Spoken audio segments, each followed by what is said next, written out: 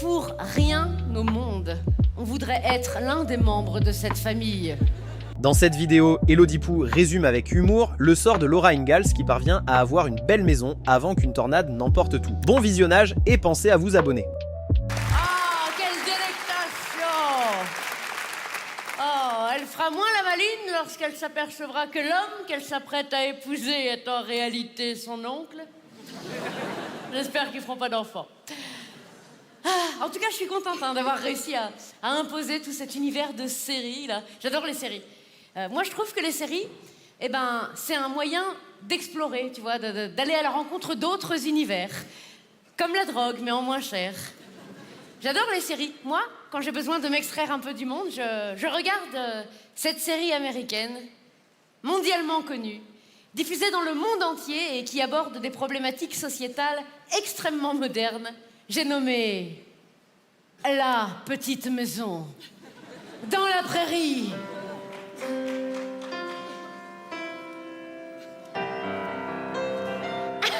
court dans la prairie. Papa. Oui, je coupe du bois. Chérie, j'ai fait une tarte. J'ai que ça à foutre.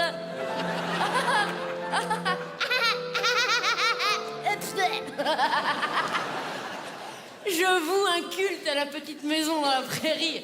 2457 heures de niaise béatitude. 101 messes célébrées par le révérend Alden. 200 épisodes rediffusés chaque année dans le monde entier depuis 1987. Série la plus regardée de tous les temps, devant Game of Thrones et Desperate Housewives, dont elle est un savoureux mélange. Quand le monde va mal, une solution, La Petite Maison, dans la prairie. Moi, je pense, que le monde se divise en deux catégories. D'un côté, ceux qui n'ont jamais regardé un seul épisode, n'hésitez pas à manifester. À vous manifester, voilà. Oh, les pauvres! Et je dis à vous manifester, parce que manifester, pour ça, ça sert à rien. Oh, n'a jamais regardé un seul épisode de La Petite... C'est beaucoup trop long. Et d'un autre côté, l'élite, dont je fais partie et qui connaît par cœur. Toi aussi, mais oui, nous sommes nombreux. On connaît par cœur tous les épisodes, bien sûr, je connais par cœur tous les épisodes. Je peux vous dire de quel épisode il s'agit rien qu'aux toutes premières images. Je peux vous dire de quel épisode il s'agit rien qu'à la façon dont Carrie se ramasse la gueule sur la colline. Carrie, la petite troisième de la famille Ingalls. Alors, la famille Ingalls, on les aime, y a pas de problème. On les aime globalement, on les aime individuellement. Mais, et ça c'est très bizarre, pour rien au monde, on voudrait être l'un des membres de cette famille. No, no, no. Quoi, le père, Charles, t'as envie, toi, de te lever à 4h du matin tous les matins de ta vie pour aller couper du bois? Traire les vaches, soigner les taureaux, ne jamais se tromper entre ces deux activités? Dis chérie, il n'y aura pas beaucoup de lait aujourd'hui.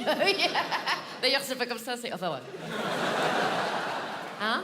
Repeindre les clôtures, réparer le toit, tout ça, c'est avant midi. Hein. Manger un pauvre sandwich au pain, filer travailler dans les champs, rentrer à 18h30 pour manger un ragoût dégueulasse. Et le dimanche, le seul jour où tu pourrais te reposer, mais penses-tu, tu te lèves encore plus tôt que les autres matins pour emmener tout le monde à la messe et chanter avec le révérend Alden. Non, merci. La mère, Caroline, mariée à 14 ans, mère à 14 ans et 9 mois, se lever encore plus tôt que tout le monde pour préparer le petit-déj, torcher les gosses, les envoyer à l'école, débarrasser la table, faire la vaisselle, dépoussiérer le désert culturel dans lequel elle évolue.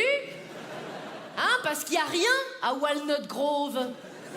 Il n'y a rien, il n'y a pas un théâtre, il n'y a pas une bibliothèque. Si, il y a une bibliothèque, elle est en bois, c'est Charles qui l'a fabriquée. Bon. Il n'y a qu'une étagère, il n'y a qu'un livre. La Bible! Mais Caroline n'a pas le temps de la lire, elle doit faire la lessive directement à la rivière, rentrer, préparer le ragoût avant que tout le monde rentre à 18h30, prière, devoir conjugal, dodo, et la messe le dimanche pour remercier le Seigneur de cette belle vie de merde. Bon, après, il y a les gosses. Leur première fille, Marie. Marie finit aveugle. Marie est aveugle en 1880. Hein. Aveugle en 1880, t'es non essentiel. Aveugle en 1880, on te pousse pas du haut de la falaise, mais on te dit pas qu'il y en a une. On te dit, dis donc, tu connais pas être tard? Vachement beau à cette saison. Tu feras gaffe, il y a une marche. Bon, quand même, elle se marie. Marie, elle a un môme qui finit en merguez dans l'incendie de l'école pour aveugles. Alors qu'il l'est pas, c'est un petit peu con d'être le seul à pas trouver la sortie quand t'es le seul à voir clair. Le con, celui-là aussi. Leur deuxième fille, Laura, se marie à 16 ans. La vieille fille. Elle parvient à avoir une belle maison, bim, tornade. Ça c'est fait, c'est rangé, c'est plié. Quand t'as Carrie, elle a 2 pieds gauches, je te raconte pas le bordel pour y trouver des godasses. De toute façon, les mômes à l'époque, c'est pas la bamboche. Hein. À 7 ans, ils sont rincés, ils sont vieux, ils sont déjà contents d'être arrivés à 7 ans. C'est pas le cas de 70% des mômes de l'époque. Merci les maladies infantiles. Ah, c'est pas la bamboche, l'école à pied, 18 km. Ton cartable, c'est un seau en inox.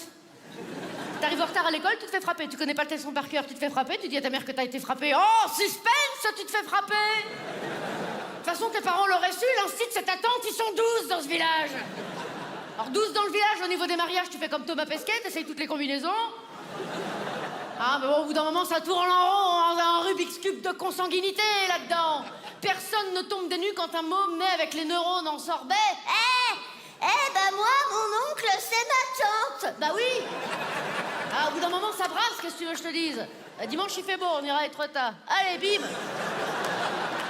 Tu feras gaffe, il y a une marche. Allez. Oh là là, les pauvres gens, les pauvres gens. C'est pas la bamboche. Attends, l'école la semaine, l'école du dimanche, le dimanche, les devoirs, les corvées, pas de smartphone pour mettre des photos de la prairie sur Insta. Et la messe le dimanche pour finir en beauté, non merci, t'as envie de leur dire à tous. T'as envie de lui dire à Charles, mais Charles, enfin! Ne vois-tu pas que tu n'es pas heureux à Walnut Grove, Charles, non? D'où tu perds ta récolte en 2 minutes à cause de la grêle alors que ça fait 6 mois que t'étais dessus et tu dis, Ah bah c'est pas grave, je l'avais replanté.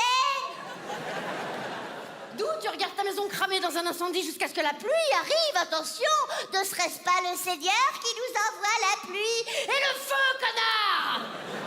Qui c'est qui l'a envoyé? Charles, enfin! L'avantage qu'on a sur les arbres, c'est qu'on n'est pas obligé de rester là où on n'est pas bien. Tu prends Caroline et les mômes, tu les fourres dans la chariote et puis tu pars à l'aventure. Quand la vie est dure, Charles, il faut savoir rebondir. Alors pose cette hache, et en parlant de hache, hein, bon, si t'as envie de planter quelque chose, hein, qu'on s'amuse un petit peu. La vieille Madame Olson, la méchante Madame Olson, cette pute! Oui, c'est une famille de putes, notre petite pute avec ses tagliatelles sur la gueule, là. Tu les prends, tu les suspends, tu les désosses, ça fait de la viande pour l'hiver et tu te barres. Fais l'amour à la vie, fais l'amour à tes chèvres, on s'en fout, on n'a qu'une vie, dis. Cours nu dans la prairie, fais du cheval avec les Indiens, fume la pipe, joue au poker, apprends à courir à ta fille pour qu'elle arrête de se péter la gueule sur cette putain de colline. Et arrêtez de l'appeler Carrie parce que c'est pas un prénom, Carrie. C'est une infection dentaire, connard. Pensez à vous abonner.